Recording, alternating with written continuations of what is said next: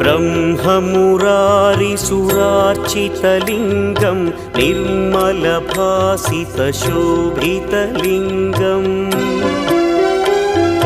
जन्मजदुःखविनाशकलिङ्गं तत्प्रणमामि सदा शिवलिङ्गम् देवमुनिप्रवरार्चितलिङ्गं कामदहन करुणाकरलिङ्गम् रावणदर्पविनाशकलिङ्गं तत्प्रणमामि सदा शिवलिङ्गम्